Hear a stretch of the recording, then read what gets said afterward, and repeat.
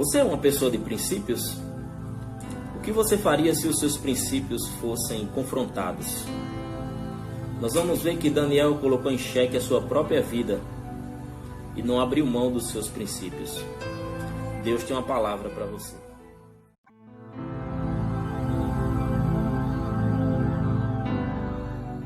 O profeta Daniel, capítulo 6, versículo 10, diz assim a palavra de Deus.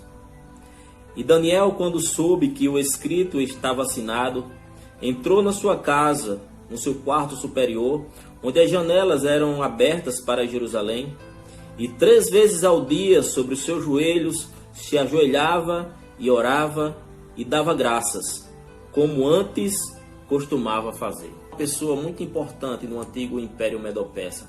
Ele era a segunda pessoa depois do rei Dário, era um dos seus administradores. Os outros administradores, com inveja de Daniel, elaboraram um plano contra Daniel.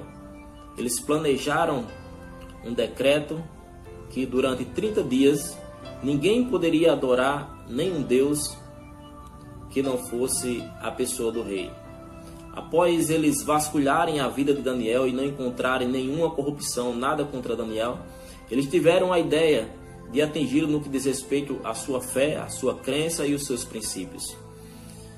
Mesmo sabendo que aquele decreto estava assinado, Daniel continuou com a sua rotina de oração e de adoração ao seu Deus, porque essa rotina de oração e de adoração era princípios na vida de Daniel, e ele não negociava os seus princípios.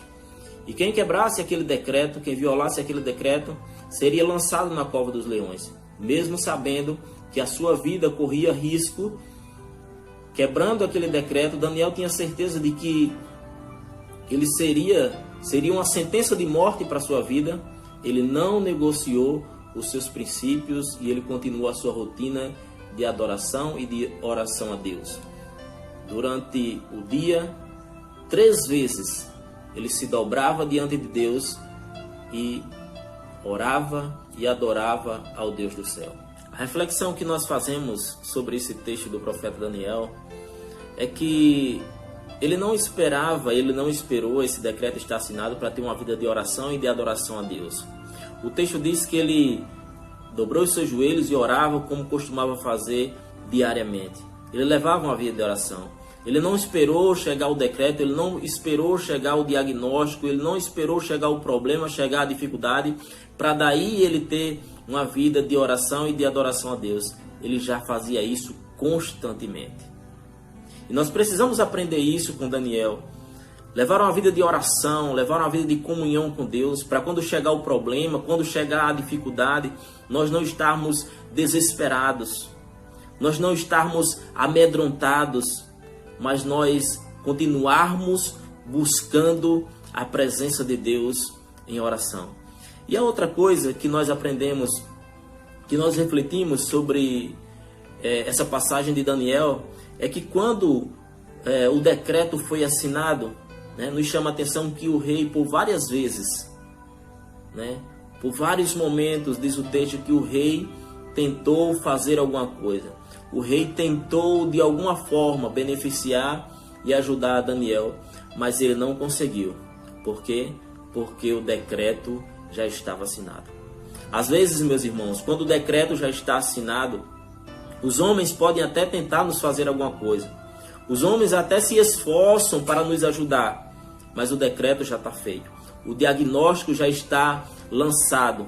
A justiça já determinou e não pode ser invalidado. Então, às vezes nós buscamos até a ajuda, nós buscamos até a orientação de pessoas, nós buscamos até o conforto e a direção de algumas pessoas que podem nos aconselhar. Mas eu quero dizer para você que quando o decreto está assinado, só o Deus Todo-Poderoso, Ele pode nos ajudar. É por isso que é importante nós termos uma vida de oração e de busca e de comunhão com Deus. Porque quando chega a calamidade, quando chega o problema, nós sabemos a quem recorrer. Mas eu quero dizer para você que está me ouvindo, que o decreto pode até estar assinado, o homem pode até ter tentado te ajudar, o homem pode até de alguma maneira ter tentado te beneficiar e não ter conseguido. Mas eu quero dizer para você que o Deus Todo-Poderoso de Daniel continua quebrando e desfazendo as obras do diabo. O inimigo pensava de envergonhar a Daniel.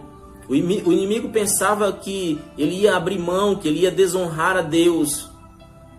Mas pelo contrário, aquela luta e aquela dificuldade só fez fortalecer a fé de Daniel.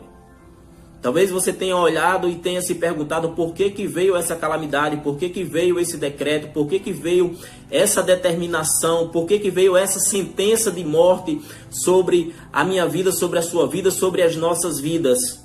Eu quero dizer para você que é para a nossa fé ser edificada, é para buscarmos a presença de Deus nas reservas, é para termos comunhão com o nosso Deus. Deus está nos dando uma oportunidade de buscarmos a sua presença e termos comunhão com Ele. Daniel poderia ter negociado, afinal era só 30 dias. Irmãos, muitas vezes negociamos por tão pouco.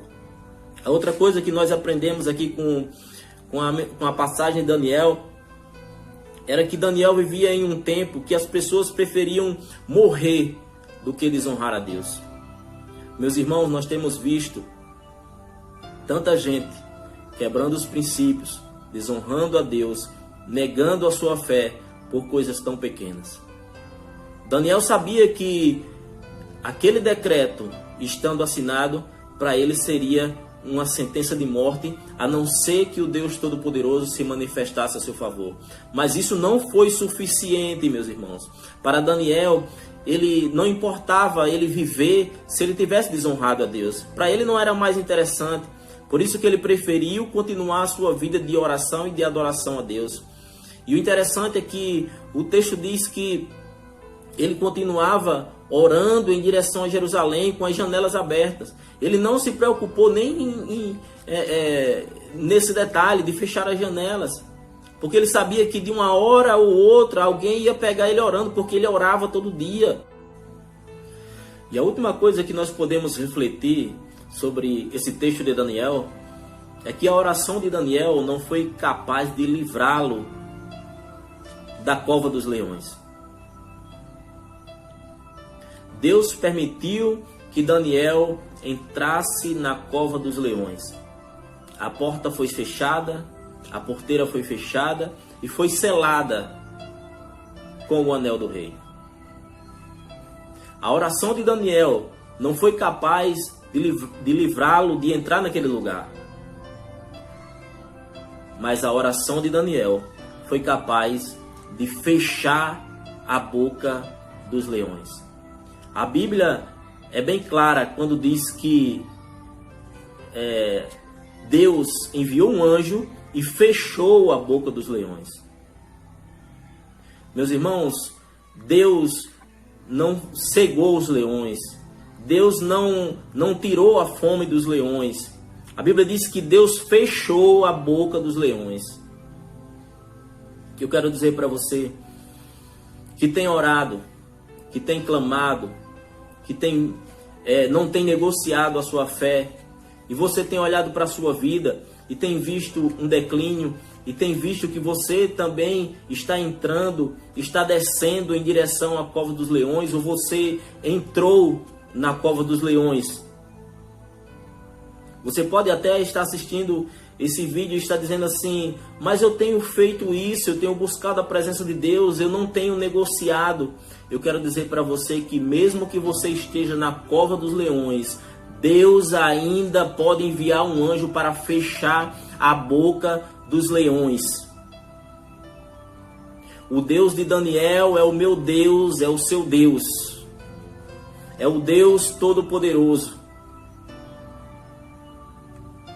As pessoas podem olhar para a minha situação e para a sua situação e achar que nós estamos envergonhados, mas nós não estamos envergonhados, porque aos 45 do segundo tempo, no apagar dos refletores, o meu Deus, o seu Deus pode se manifestar no meu favor e no seu favor e desfazer tudo aquilo que o diabo tem planejado contra a minha vida e contra a sua vida. Sabe para quê?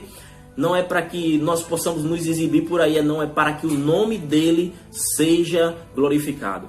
Daniel passou por tudo isso, o decreto do rei, a oração de Daniel, a quebra do decreto, desceu à cova dos leões, tudo isso para quando chegar no outro dia e o rei clamar na porta e dizer: Daniel, o teu Deus te livrou destes leões, e ele dizer: vive para sempre, ó rei, porque o Deus que eu sirvo fechou a boca dos leões. Que Deus abençoe a sua vida em nome de Jesus.